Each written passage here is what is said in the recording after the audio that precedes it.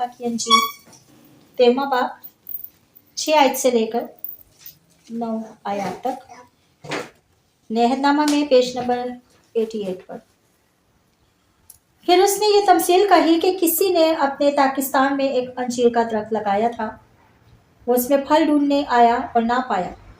इस पर उसने बागबान से कहा कि देख, 3 बरस से मैं इस अंजीर के दरख्त में फल ढूंढने आता हूँ और नहीं पाता। इसे काट डाल, ये जमीन को भी क्यों रोके रहे। उसने जवाब में से कहा, है खुदावन, इस साल तू और भी इसे रहने दे, ताकि मैं इसके गिर्द थाला खोदूं और खाद डालूं। अगर आगे को फला तो खैर, नहीं तो इसके बाद काट डालना। खुदावन के पाक कलाम के खुले पड़े और सुने जाओ। खुदावन बरकत बख्शे। खुदा का शुक्र है कि उसने एक और साल हमारी जिंदगी में बख्श दिया। हम उन लोगों से अच्छे नहीं जिनको खुदा ने अपने पास बुला लिया। ये उसकी शफकत और मेहरबानी है कि वो हमें बार बार मौके फराहम करता है कि हम वापस उसकी तरफ मुड़े, ताकि खुदा के फजल को एक्सेप्ट करते हुए उसकी वो राहें जो हमें वो सिखाता है, राहें दिखाता है, और हमारी आंखें जो हैं उसकी तरफ लगी हैं। तो पिछले साल जो लोग हमारे साथ थे, इस साल वो हमारे साथ नहीं। तो बहुत से लोग, बहुत से रिश्तेदार, बहुत से रिलेटिव जिनको हम जानते हैं या जान पहचान वालों में जो हमारे साथ पिछले साल मिलते थे, इस साल वो नहीं है। खुदा ने उनको अपने पास बुला लिया और वो हम उन लोगों से अच्छे हैं कि खुदा हमें बार बार मौत करता है। असल में नया साल है क्या? नए साल में हम दाखिल होने को है, तो हमें पता होना चाहिए कि नए साल के मायने क्या है। नया साल अपने अंदर क्या मफहूम रखता है, उसका कंटेनिंग क्या है। असल में ये इसमें हमारी कोई काबिलियत नहीं कि हमें खुदा ने एक और साल हमारी जिंदगी में बख्श दिया। ये उसके बेटे की शफायत है। उसकी शफायत से हमें हमारी जिंदगियों में एक साल और बख्श दिया गया, ताकि हम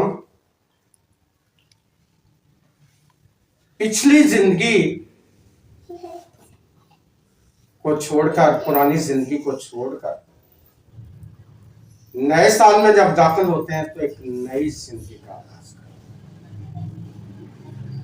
तो आज की तलावत में जो हमने सुना,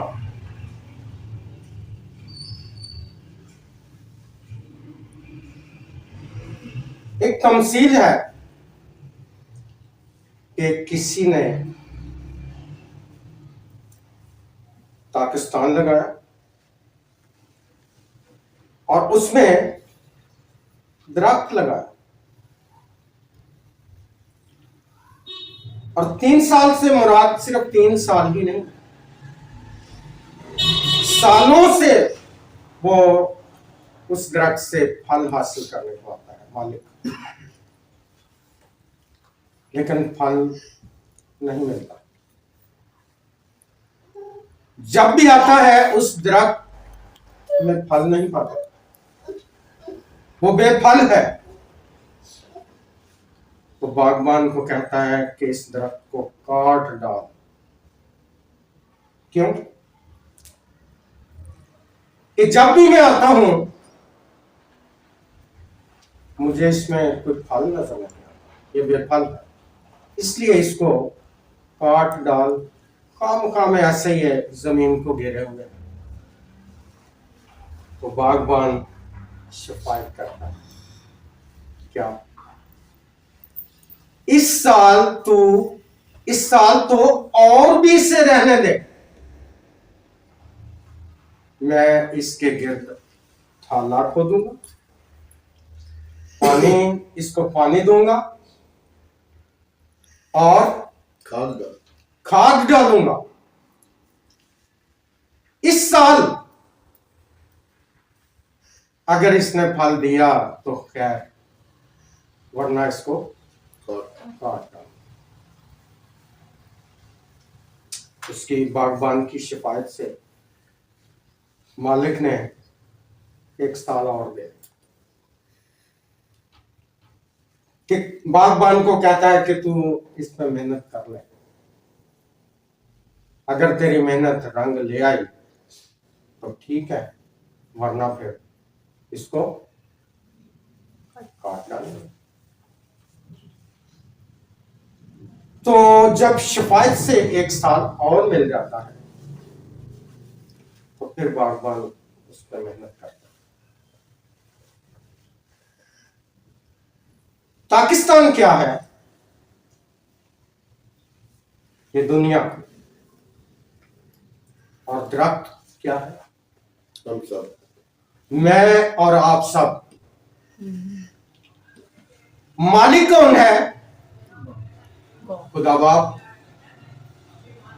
और बागबान कौन है? यीशु। बागबान हमारी शिफायत करता है कि इनको 1 साल और दे। अगर इन सालों में, गुजरे हुए सालों में अगर फल नहीं दिया तो मेरी शिफायत से इनको 1 साल और दे। और ये यीशु का फजल है कि वो हमारे लिए शिफायत करता है और हमें साल बख्शता रहता है। बाप से साल लेके आगे फिर वो हम पे मेहनत करता है। तो थाला क्या है? जो कह रहा मैं थाला इसके गिर्द खोदूंगा, वो क्या है? बाउंड्री लगा।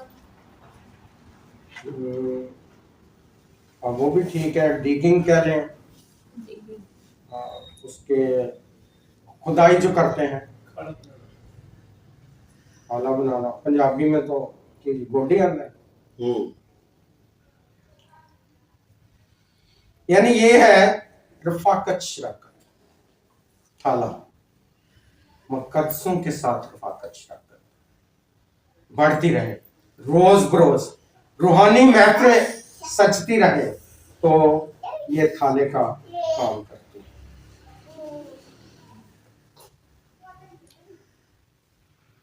और खाद क्या है? खुदा का कलाम, जो हम उसके बरगजीदा बंदों से, उसके ममसूमों से सुनते रहते हैं, वो खाद का काम करता है। और हम जो दरख्त हैं उसकी नशो नवा के लिए वो उसको जोर बख्शता है। फिर पानी क्या है? रूह कुद्दस। जब हम रूह से भरपूर होते हैं, रूह कुद्दस हमें आकर हम पर साया करता है, तो वो हम जो दरख्त हैं उसमें वो पानी का काम करता है। इसलिए उसने शिफायत करके कहा कि इस साल तो इसको और रहने दे, अगर फल ले आया तो खैर, नहीं तो इसको काटना। अगर हम मरकस 11 की 12 से 14 आयत अगर देखें तो उसमें यीशु ने एक अंजीर के दरख्त पर लानत की थी। पता क्यों? क्योंकि वो बेफल था। देखा, यीशु को भूख लगी और वो उस दरख्त को देखकर उसके पास गया कि इसमें से फल तोड़ के खाऊंगा, लेकिन जब यीशु उस दरख्त के पास पहुंचा तो वो बेफल था और यीशु ने उस पर लानत कर दी कि आइंदा को कभी भी तुझ पर फल नहीं लगे। जिस दरख्त में वो फल नहीं पाता उस पर लानत करता है। लेकिन यीशु का हमारे लिए ये खलूस, ये प्यार कि हमारे लिए वो शिफायत करता है कि इनको 1 साल और दे दे। इस साल तो इसे और भी रहने दे। अगर इस साल इसने फल दिया तो खैर, नहीं तो इसे काटना होगा। काट डालना यानी दरख्त को काट डालना, उनसे क्या मुराद है? जो लोग मर चुके हैं, जो हमसे बिछड़ चुके हैं, वो दरख्त उसने काट दिए और हम जो जिंदा हैं शिफायत से वो हमें 1-1 साल और देता जा रहा है कि इसमें ज्यादा से ज्यादा फल लगे, बेफल न रहे। ये यीशु का हम पे फजल है कि वो हमारे लिए शिफायत करता है। अगर हिजकिय्याह 18 बाब की 30 से 32 पढ़े तो उसका बयान है, अपने गुनाहों को दूर करो और जिंदा रहो। देखना चाहते हैं तो पढ़। हिजकिय्याह 18 बाब उसकी 30 से 32 आयत।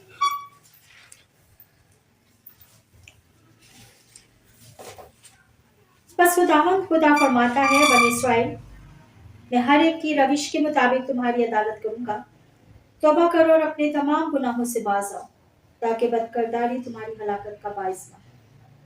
उन तमाम गुनाहों को जिनसे तुम गुनाहगार हुए दूर करो और अपने लिए नया दिल, नई रूह पैदा करो। ऐ बनी इस्राएल, तुम क्यों हलाक हो गए? क्योंकि खुदा फरमाता है, मुझे मरने वाले की मौत से शादमानी नहीं, इसलिए बाज आओ और जिंदा रहो। आमीन। खुदा किसी की हलाकत नहीं चाहता। खुदा चाहता है कि हर दरख्त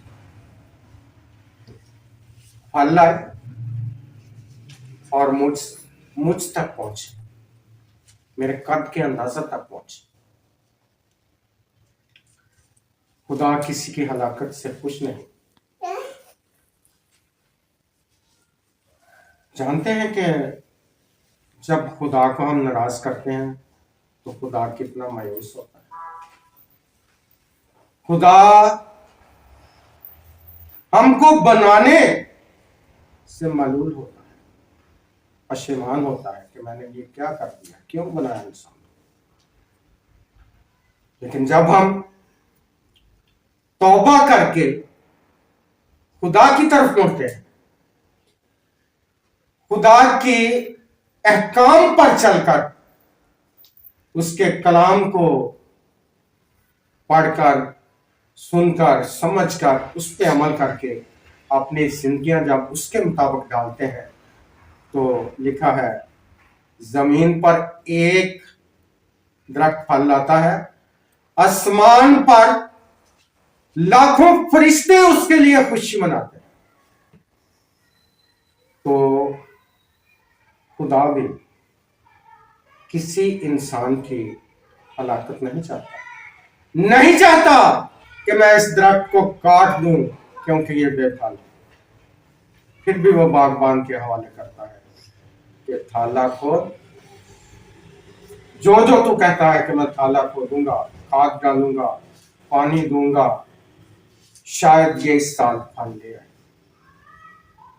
अगर फल ले आया तो खैर, नहीं तो फिर बेशक इसको काटना। तो पिछले, अभी जो हिजकिय्याह का हवाला हमने पढ़ा है कि पिछली जिंदगी जो हमने गुनाहों में गुजारी, उन गुनाहों को कह रहा है दूर करो और जिंदा रहो। यानी दरख्त बढ़े और फल लाए, जिंदा रहे। फिर हम हिजकिय्याह 11:19 और 20 को अगर देखें तो उसमें लिखा है कि मैं उनको नया दिल दूंगा और सब कुछ नया बना। हिजकिय्याह 11 बाब की 19 और 20 आए।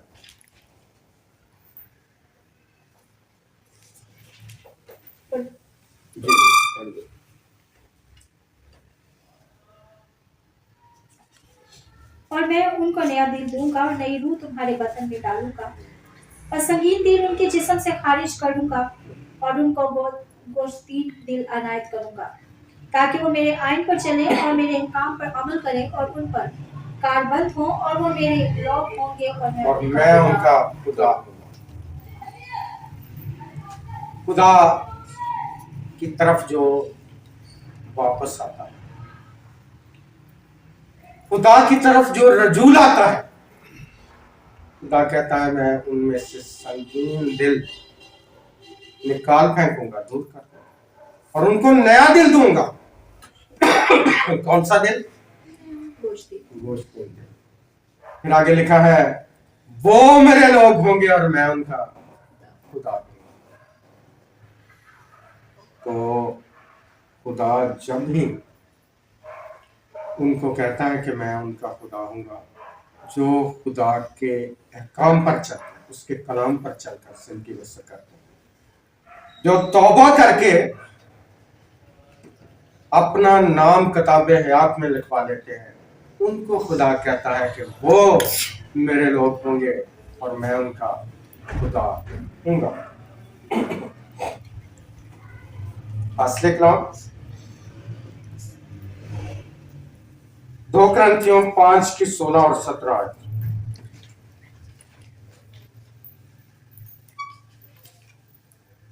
2 कुरिन्थियों 5 उसकी 16 और 17 है। अगर कोई मसीह में है तो वो नया मखलूक है, पुरानी चीजें जाती रही, देखो वो नई हो गई।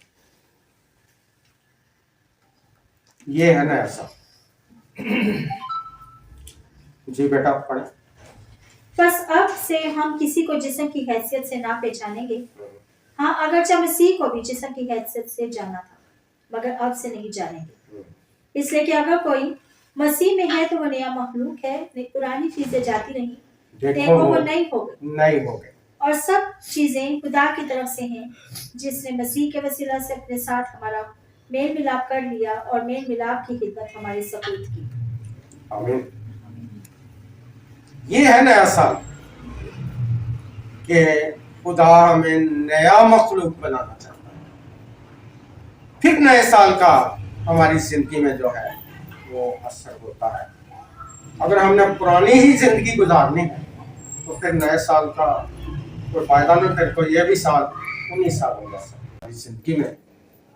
तो पहले हम खुदा का हाथ छोड़कर दूसरी तरफ निकल जाते थे, लेकिन इस नए साल में खुदा को अपना हाथ दे दें ताकि वो मजबूती से हमारा हाथ पे करे और हम किसी दूसरी साइड पे जाने ना पाए।